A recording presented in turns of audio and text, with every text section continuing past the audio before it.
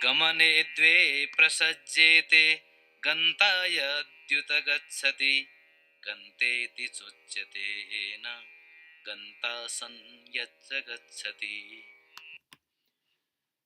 Gamane dve prasajyete gantā gacchati ganteti cājyate yena gantā gacchati.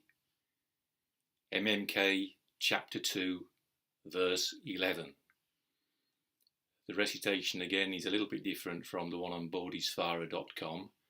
In the third pada we have cājyate, and on bodhisvara.com I think it's cājyate. It's a different word, amended by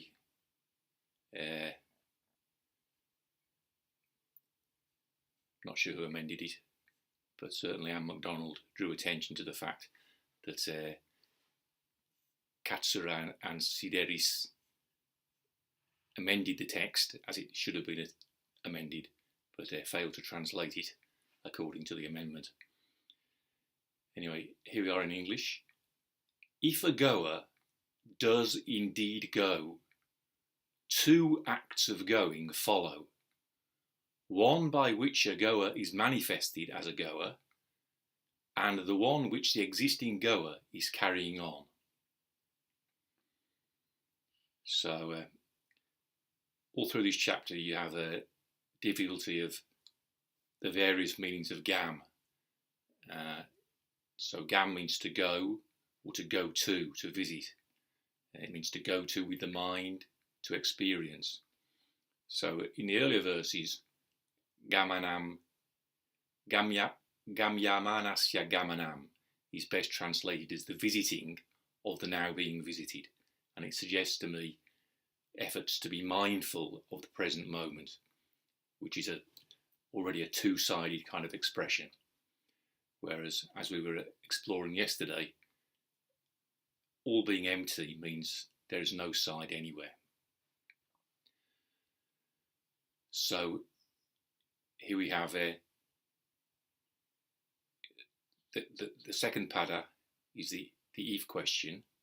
If a goer does indeed go.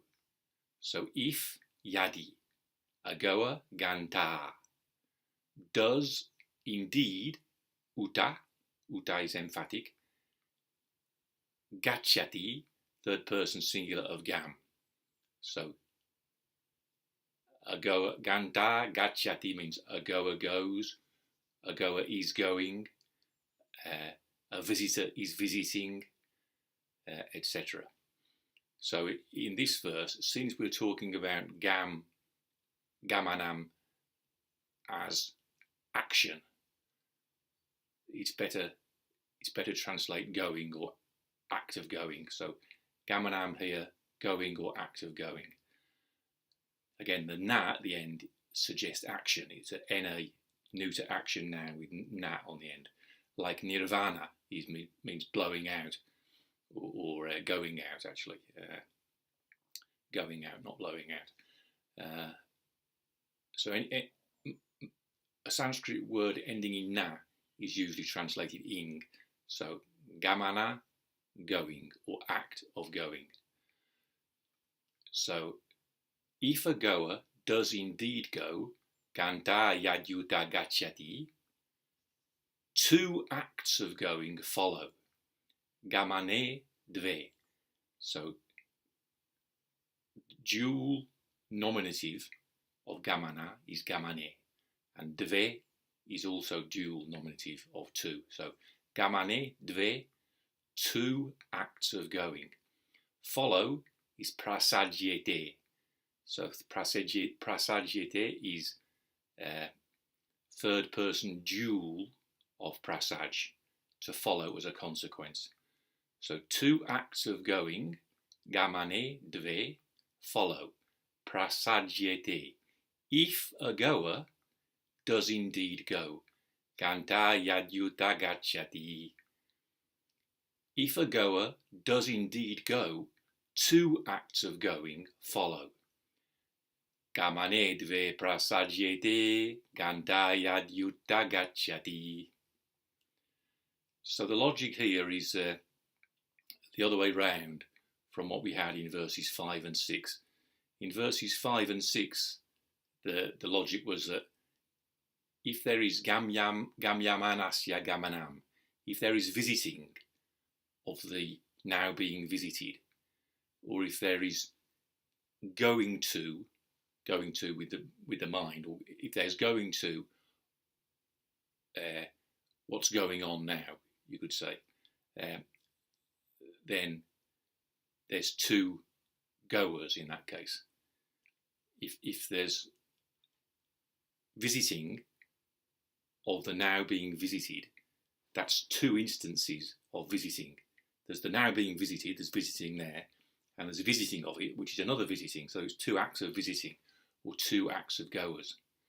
So he's saying there that in visiting gamanam of the now being visited, gamyamanasya, there are two acts of going. So in that case, there must be two goers. Now he's saying, if a goer, gantā, does indeed go, gacchati, he goes. In other words, or to put it another way, if a visitor does indeed visit, then two acts of visiting, gamane, two, gamane, acts of going. So if a goer goes, there's the goer, there must be going there for there to be a goer, and he goes as a separate idea, then that introduces another act of going.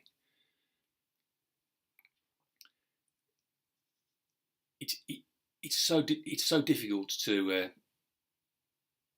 follow the logic unless you understand what Nagarjuna's real intention is as a Zazen practitioner. When you read the commentaries that have been done by people who don't practice Zazen, it's so difficult for them it's impossible for them to understand it, because it's like they lack the hetu, the root cause. They haven't been startled by the moral reflex, if you like, startled into finding out what the hell is the real meaning of the Buddha's teaching, because it's a matter of life and death to understand it. So again, going back to when I was 22, I met my Zen teacher Gudo Nishijima. I heard him say again and again, in Zazen, we study what action is. I would put it quite a different way, because we can't understand what action is. That's Nagarjuna's basis. He's not trying to explain what action is. 35 years of responding to that teaching of my teacher. As a result of that, I would say it's been deepening understanding of what action is not. That's what it's about. That's what this Nagarjuna's MMK is about. It's about deepening our understanding of what action is not. And action is not divided. It's not two-sided.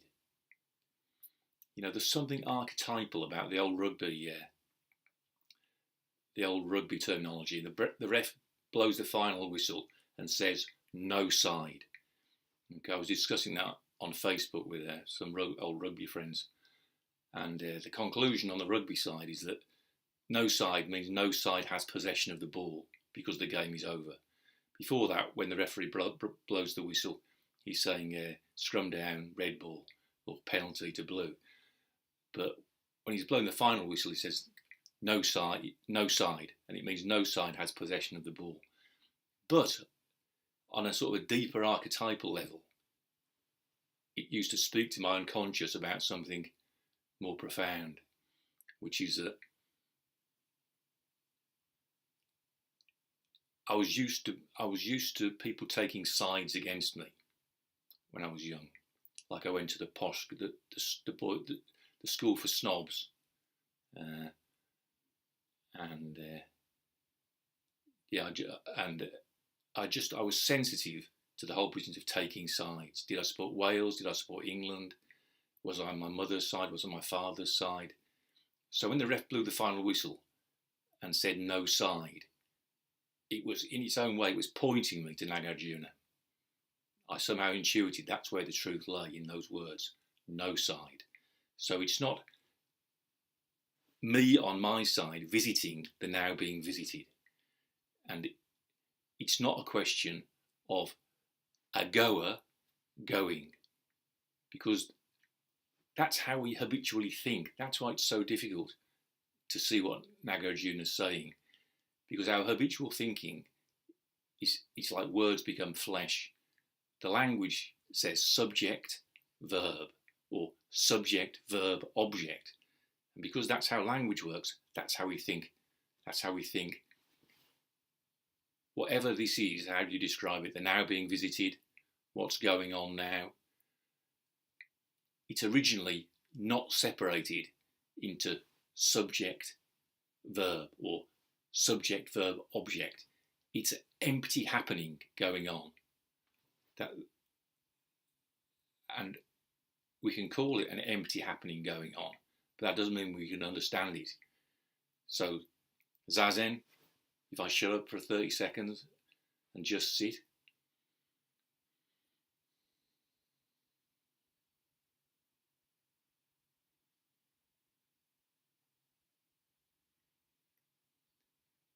I can't understand what's that all about, but I can understand what action is not.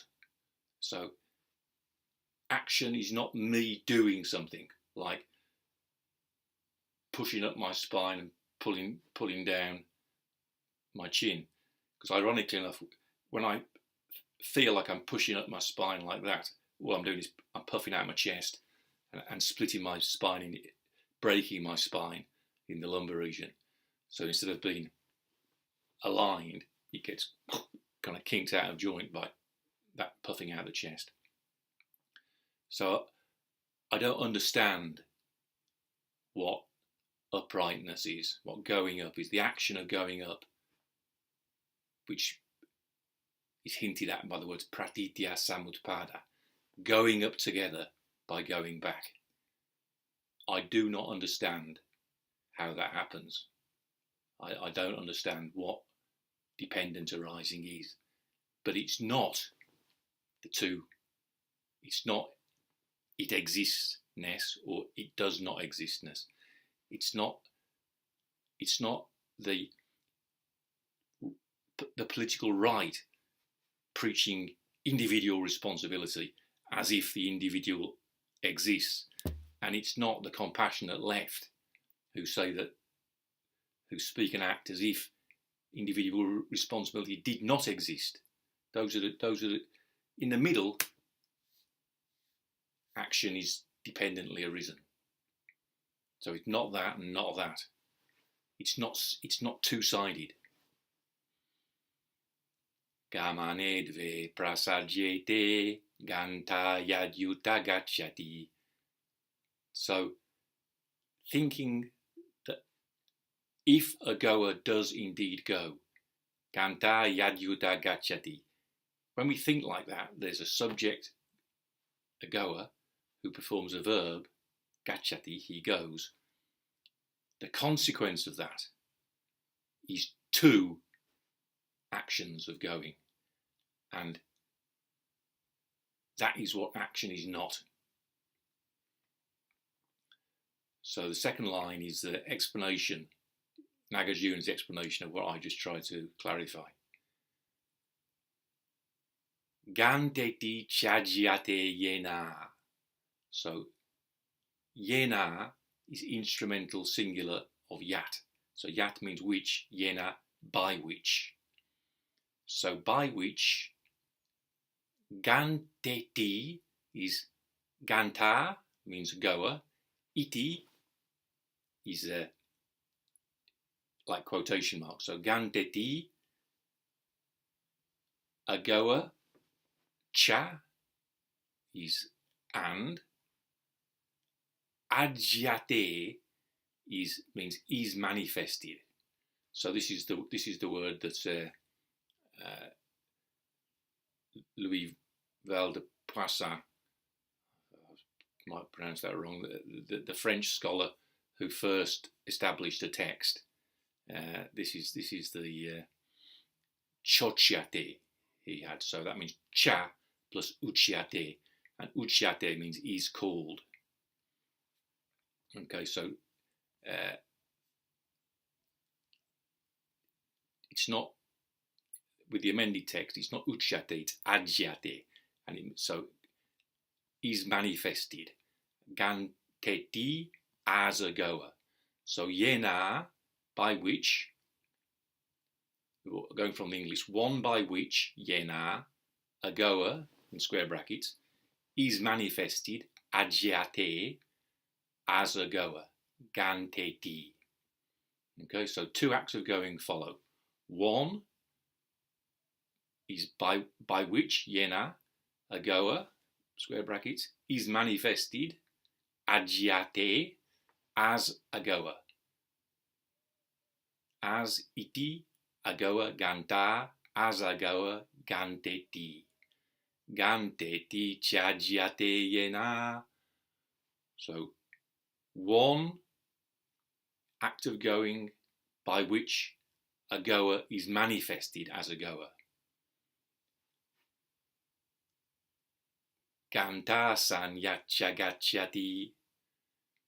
And the one which, that's yat, accusative neuter. So it means, yat means that act of going. So the one which, yat, the existing goer, that's gantā san. So san is nominative, in this case nominative singular masculine, qualifying gantā, the goer. So sat, nominative masculine, is san, and san means existing, real, actual. So the one, the act of going, which the existing goer, gantā san, gacchati, is going. So again, we got a difficulty with it. In Sanskrit, you can say gantā gamanam gacchati. The goer goes or is going, the act of going. But in English that doesn't work. You can't say the goer goes the going. So you can say the visitor visits the visiting, which works quite well. But the problem with that is that visiting hasn't quite got the same sense of actually going as action. So it's the enemy. The translator again is the enemy of the truth. So in a very important verse, the opening verse of chapter 26, he talks about the one enveloped in ignorance, gatim gacchati, going to a realm. I've translated he visits a realm. He visits a realm. But gatim and gacchati are both from the verse gam. So it really means he goes a way of going. So you can say then he visits a way of going, but you lose the fact that in Sanskrit gati and gacchati are both the verbal root gam. So it's the same here. Gantā sanyacca gacchati. Gantā san means the existing goer. Yat means that act of going, so yat gamanam. Gacchati, he goes. So the one which, and that means the act of going which the existing goer goes. So what verb are you going to use? You can say visits, but that kind of loses the sense of dynamic action. So I've said carrying on. It's not a good solution, but I might change it before we come to the finalisation of reading the chapter. It's not finalisation, but the next stage in the never-ending process will be when I get to the end of this chapter. I shall read the whole lot out and publish it on the description on YouTube, and that will be one stage in my efforts to publish the translation. So, gantā sanyacya gacchati, and cha, the one which, yat, that means the act of going which, gamanam yat, the existing goer, gantā san, is carrying on, gacchati.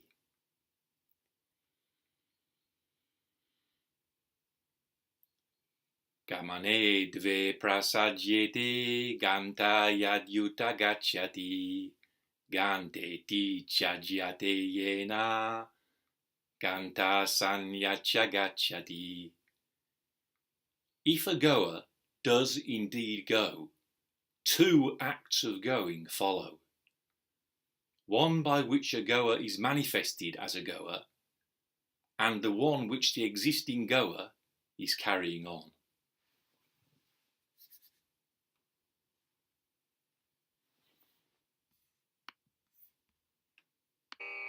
gamane prasajyete, gantā gacchati, ganteti cājyate, yena, gantā gacchati.